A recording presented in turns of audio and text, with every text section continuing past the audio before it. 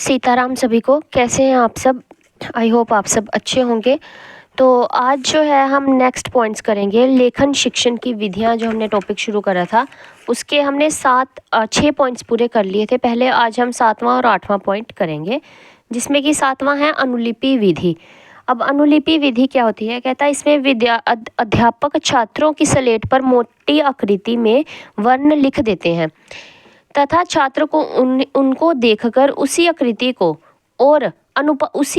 और अनुपात में लिखने का अभ्यास करते हैं। कहता है इसमें अनुलिपि विधि में क्या होता है कि जो टीचर है वो बच्चों को क्या करता है, उनकी स्लेट या फिर कॉपी पर या जो उनकी स्लेट होती है उस पर क्या कर देता है, एक मोटी सी आकृति में वर्ण लिख देता है। बड़े बड़े अक्षरों में या मोटा मोटा करके जो है एक शब्द लिख देता है, वर्ण लिख देता है।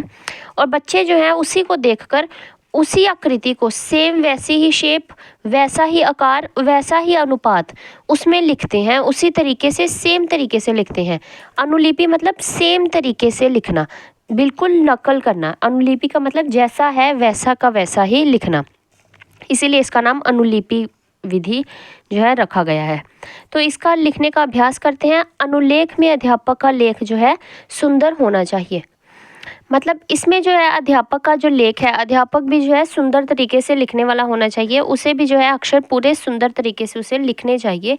ये नहीं कि उसने खुद ही उल्टा पुल्टा और गलत मलत लिखा है, तो जिससे क्या है बच्चे भी गलत ही सीखेंगे और गलत ही लिखेंगे। टीचर भी साफ लिखे और बच्चा भी क्या है उसको साफ देखकर साफ साफ अपने लिखेगा।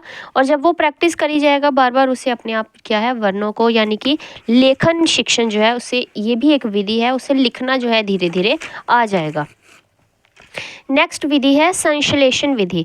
अब एक हमने विधि पढ़ी थी विश्लेषण विधि, जिसमें कि क्या था, किसी शब्द को तोड़ना। जैसे अचकन था तो अचकन को अचकन यानी कि छोटे छोटे भागों में बांटना, तोड़ना, वो था विश्लेषण मतलब तोड़ना। और अब आ गया संश्लेषण। संश्लेषण का मतलब होता है मिलान करना, मिलाना, जोड़ना। यानी कि इसमें क्या होगा, शब्दों को जो है जोड़ा जाएगा, उसे संश्लेषण विधि कहा जाता है। अब शब्दों को कैसे, अब मान लीजिए कोई शब्द बनाना सिखाना है टीचर को, तो वो क्या करेगा, पहले एक डंडी सिखाएगा, फिर दूसरी डंडी सिखाएगा, फिर तीसरी डंडी सिखाएगा, फिर इन तीनों को जोड़ने का अभ्यास करवाएगा और एक नया शब्द बनवा देगा। जैसे सबसे पहले बच्चा, टीचर जो है वो बच्चे को बोलेगा पहले 3 बनाओ, बच्चा 3 बनाएगा। फिर वो कहेगा अब 1 बनाओ, फिर वो 1 बनाएगा। फिर उसको कहेगा अब हाँ एक इधर से 1 खींच दो, तो वो एक 1 बनाएगा। तो टीचर बोलेगा ये बन गया अ से अनार।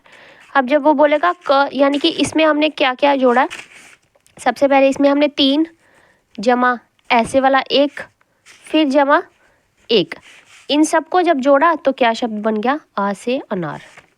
तो इस तरीके से ये क्या किया है, हमने संश्लेषण किया है। इसे संश्लेषण विधि कहा जाता है, यानी कि हमने जोड़ा है शब्दों को, या वर्ण, या यूँ कह लें कि रेखाओं को, या किसी भी तरीके को जोड़ा है। ये तो हो गया एक वर्ण बनना। लेकिन कभी कभी क्या है, शब्दों को भी, जैसे हमने विसर्ग और प्रत्यय उपसर्ग पढ़ने हैं जो, वो भी एक तरीके से संश्लेषण विधि ही है। जैसे सुंदर जमा ता को जोड़ के सुंदरता बनता है, तो वो भी क्या है, एक संश्लेषण विधि है। हमने 2 शब्दों को जोड़कर एक नया शब्द बनाया है। कहता है संश्लेषण से अभिप्राय है मिलान करना। यदि बच्चों ने जो सीधी, तिरछी, गोल रेखाएं खींची थी उनका मिलान कर अक्षर बनाना। मतलब कि अब जैसे ये सीधी रेखा, फिर तिरछी रेखा, ये सब खींच के उन्होंने क्या किया, एक नए अक्षर का जो है एक नए अक्षर का निर्माण करा है। अब ऐसे ही अगर टीचर को क बनाना है तो वो क्या करेगा, वो कहेगा पहले 1 डालो, अब वो बोलेगा ऐसे गोल बनाओ, फिर जब गोल बन गया फिर वो कहेगा अब ऐसे कर दो, तो ये क्या बन गया, ये क से कबूतर बन गया। ख से खरगोश बनाना है तो वो कहेगा पहले ऐसे र बनाओ, अब 1 बनाओ, और अब जो है यहाँ पर ऐसे बनाओ और इसको नीचे से जोड़ दो। और कई बार टीचर्स ऐसे भी करती है ना, पहले र बनाओ, फिर व बनाओ, ऐसे बनाओ, 1 बनाओ, 0 बनाओ और नीचे से उल्टा सी बना दो। ऐसे कर करके क्या है टीचर्स सिखाने की कोशिश करते हैं। तो क्या हो गई, ये सीधी रेखा, तिरछी रेखा, इन सभी को, गोल रेखाएं, इन सभी को खींचा था बच्चों ने और फिर उसका क्या है मिलान करा जब, तो एक क्या है अक्षर पूरा जो है बन गया। जैसे क लिखना है तो लिखने की दृष्टि से वर्णमाला को एक जैसे आकार वाले वर्णों में बांट लेने से सीखने में आसानी होगी। जैसे उ, ऊ, आ, अंग, अंग, ए, ग, म, भ, ब, व, क। अब अगर देखा जाए तो ये वाले शब्द ऊ, आ, ये कैसे हैं? सेम सेम, काफ़ी कुछ सेम है इनमें। जैसे सब में तो बेसिकली तीन, ऐसे तीन तीन करके तो ये इनमें यूज़ होना ही होना है। फिर इसको थोड़ा सा आगे मॉडिफाई कर दिया है, इसको ऊपर लेकर गए हैं, इसके पीछे फिर ऊपर लेके जाके पीछे कर दिया, इसके आगे आ डाल दिया, उसके आगे सिंपल सा रहने दिया, फिर उसके ऊपर बिंदी डाल दी, इसके ऊपर आगे पीछे इसके पीछे विसर्ग डाल दिए।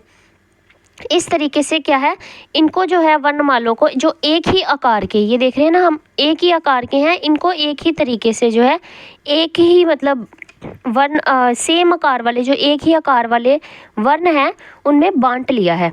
उसके बाद अगर हम ए की बात करें तो छोटा ए बड़ा ए दोनों क्या है? सेम सेम है। आगे ग, म, भ, ये भी तीनों जो क्या है काफ़ी सेम है। बच्चे को बस हम ऐसे सिखा सकते हैं कि ये देखो, पहले ग, ऐसे ग बनाया, फिर जब बनाना होगा म तो हम कहेंगे, ये देखो बच्चों, पहले ग बनाया था, बस लाइन लगा दो, ये बन गया म। जब भ बनाना है तो पहले ग बनाओ, फिर यहाँ से ऐसे कर दो और म बना दो, ये बन गया भ। तो ये क्या है, एक ही वर्ण में आ जाते हैं। बेसिक रूल इनका ग से शुरू हो गया, थोड़ा वैसा ही सेम सेम करके जो है चलता जा रहा है ये, जिससे क्या होगा, बच्चों को समझने में आसानी होगी। अगर अ वालों की बात करें तो ऊड़ा, फिर छोटा ऊ, बड़ा ऊ, थोड़ा ऐसे उसको कर करके बच्चों को सिखाया है। तो इसका भी बेसिक क्या है, सबसे पहले ये तीन बनना, आगे अ से अनार, बड़ा आ आम, ये सब भी क्या है, सेम ही, मतलब एक ही आकार के हैं, एक ही वर्ण के हैं। तो जब बच्चों को सिखाया जाएगा वो काफ़ी आसानी से इन सब शब्दों को जो है सीख पाएंगे। इस तरीके से उसने कहा है कि ये जो है, इन्हें एक ही आकार जैसे जो वर्ण होते हैं उनको बांट लेना चाहिए, इससे बच्चा जो है सीखने में उसे क्या होगी, आसानी होगी। तो आज ये हमारी सारी विधियां कंप्लीट हो गई हैं। टोटल 8 विधि थी और टॉपिक का नाम था लेखन शिक्षण की विधियां, कि लेखन सिखाने की कौन कौन सी विधियां हैं, वो जो है आज हमने कंप्लीट कर ली हैं। आज अनुलिपि विधि और संश्लेषण विधि पढ़ी है। तो आई होप आपको समझ आया होगा। कल हम लेखन कौशल के विभिन्न सोपान पढ़ना शुरू कर देंगे। और तो धन्यवाद मेरी वीडियो देखने के लिए। सीताराम।